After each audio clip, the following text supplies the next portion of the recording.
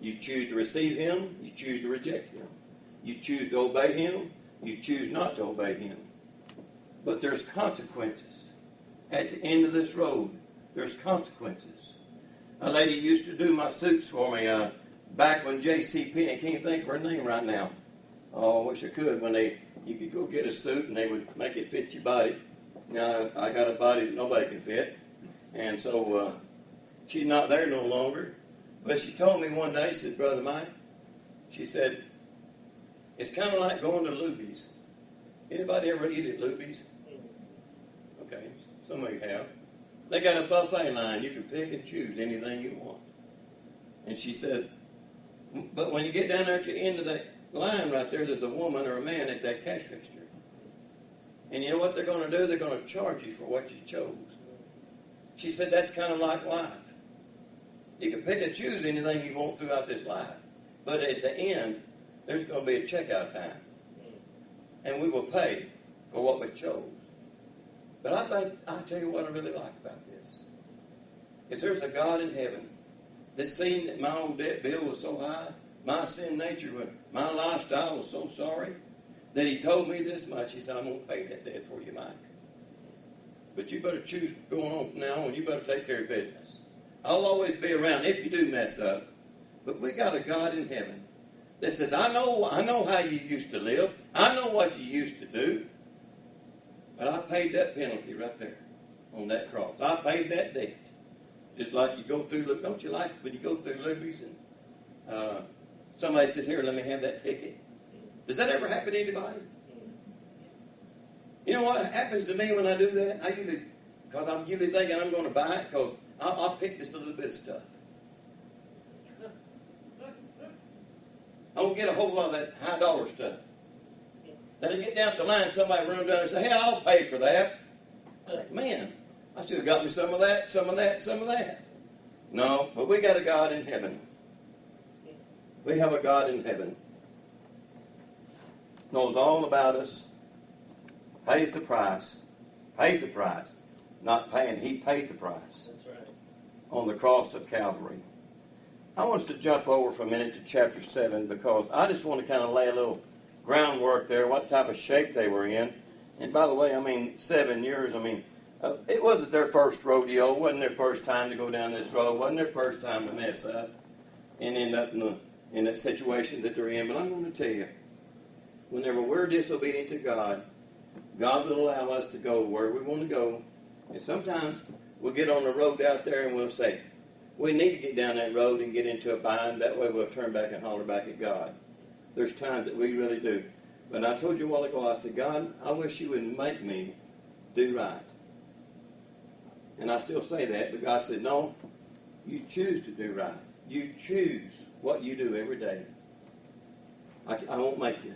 You choose how you live. You choose what you want to do. Chapter 7, what they taken, it says here in verse 1, then Jerubbaal, who is Gideon, and all the people that were with him, they rose up early and they pitched beside the well of Harod. So that the host of the Midianites, they were on the north side of them, by the hill of Moreh, in the valley. And the Lord said unto Gideon, the people that are with thee are too many for me to give the Midianites into their hands, lest Israel vaunt themselves against me, saying, my own hand hath saved me. What he was showing them there was they had they're fixing to go against the Midianites. And what God was telling the Gideon, what he told Gideon is, listen, you have way too many people to go against the Midianites. There's way too many of you. That doesn't add up in my book. I'm thinking more is better. Here God is saying more is too much. He's saying you got way too many. Because if you go into war and I give them into your hands, then you're going to say, we did it. We did it. You understand? You're going to try to receive all the credit. You're going to try to receive all the glory. But God didn't want them to receive that credit and that glory. He wanted the glory to be brought to God. God gets the glory. Amen. In everything we do, God gets the glory. When people say, well, how did you do that? Only God made a way. God gets the glory. It's not with my hands, not in my mind. It's all because of God. Well, here in a moment, we're going to find out that God chooses. Gideon ends up with 300. And that 300 is out of the 32,000 that they started out with. They had 32,000. That's a lot of people, isn't it? They had 32,000 people. And they ended up with 300 going to go into war here in just a moment. But that 32,000 seems like a lot. But I believe if I read everything right, in the Midianites there was 135,000. That's a whole lot more. That is a lots and lots of people. That is a big army. That's a big task. I'm just saying, even with the 32,000, that's still, you would think you would need all of them. But then we can find out here that God had told them. He said unto them, verse 2, Gideon, the people that are with thee are too many for me to give the Midianites into their hands, lest Israel vaunt themselves against me, saying, my own hand has saved me. Do you realize that you can't save yourself? I'm going to stop there just for a moment. I'm talking about salvation. You can't do good enough. You don't have enough money. You just have to confess up and say, man, I can't even save myself. Only God can save you. There's no other way to be saved except through Jesus Christ. I don't care how much good works you do. I don't care what church you belong to. I really don't care how many words you can memorize in this Bible, how many verses you can quote. I don't care how many times you've been baptized. The only thing that can save you is Jesus Christ. Until we turn to Jesus Christ. He is the only way. He said, I am the way, the truth, and the life. No man come any other way. He is the only way. No other way will you make heaven your home. But then he says in verse 3, now therefore go to and proclaim in the ears of the people, saying, whosoever is fearful and afraid, let him return and depart early from Mount Gilead. And there returned unto the people 22,000, and there remained 10,000. And the Lord said unto Gideon, the people are yet too many, bring them down into the water, and I'll try them for thee there. And it shall be that of whom I say unto thee, this shall go with thee, the same shall go with thee, and of whomsoever I say unto thee, this shall not go with thee, the same shall not go. That sounds like a lot of these, thousand, those, didn't it? I'm going to throw it out there where you can understand that. They still had too many people. Even those that didn't return back, he said, you still have way too many people. You still got too many people. How many times have we tried to plan something and do some work for the Lord and do this for God? Boy, we got all of our plans laid out how we're going to do it. And it just doesn't fit. It just doesn't happen. I could say this. Well, let's just say something like, we're going to raise some money. We're going to raise some money to do something. And this is the way we're going to do it. And we start trying it that way, it don't work. That's what a lot of people do. A lot of fundraisers around today, aren't they? Isn't there a lot of fundraisers in the house of God? A lot of fundraisers today, aren't they? I haven't read a whole lot about a fundraiser in the Bible, but I'm just saying there's a lot of fundraisers, isn't there? If God's going to make a way, He'll make a way, won't He? We do a lot of things because we dream it up and we think about it, and so we figured out how we're going to get it done. We figure out how it's going to work. God, this is what it's going to have to do to get it done. I can hear Noah right now. Now, God, this is how much lumber I'm going to need. Do you know how much lumber I'm going to need, God? Well, sure. God knows exactly what He needs. God knows exactly what we need. But we do things sometimes that has nothing to do with this Bible. I've never read about a cake sale. Have you? But we do them. I'm not against them. I'm just saying, we do a lot of things that I've never read, but we trust in the Lord.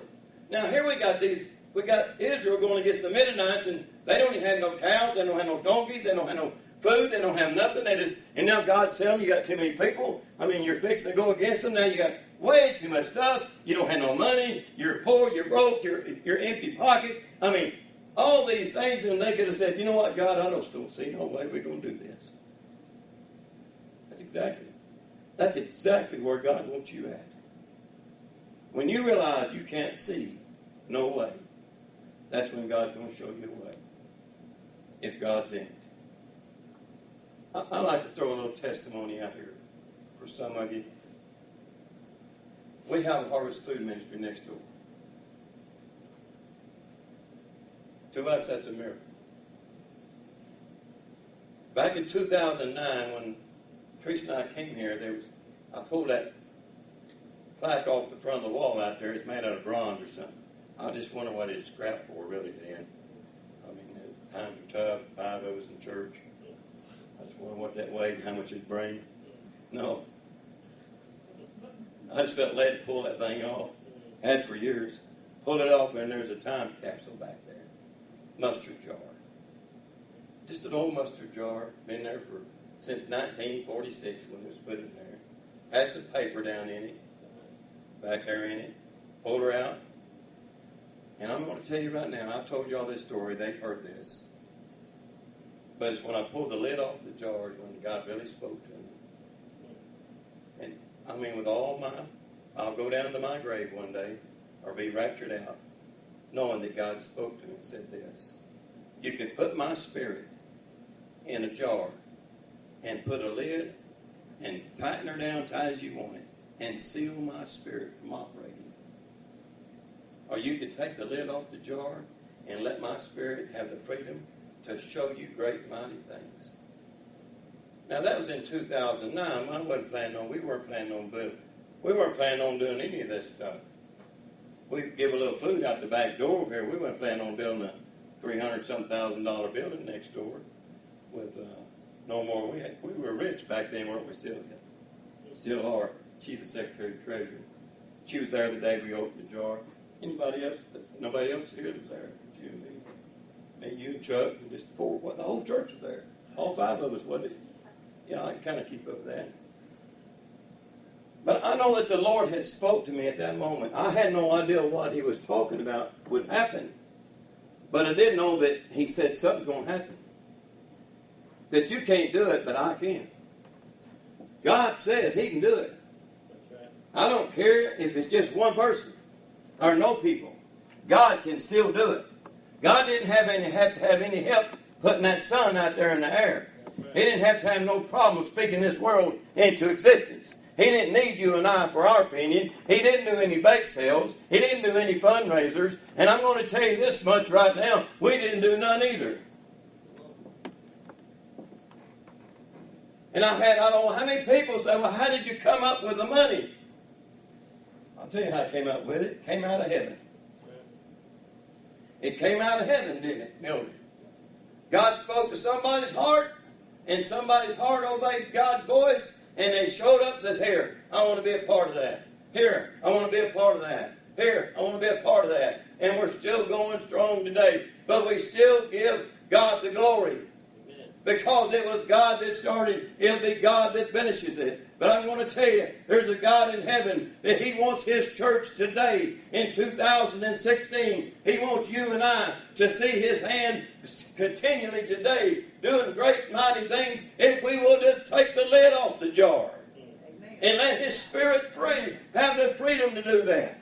I can't save my children, but there's a God in heaven that can talk to them one day.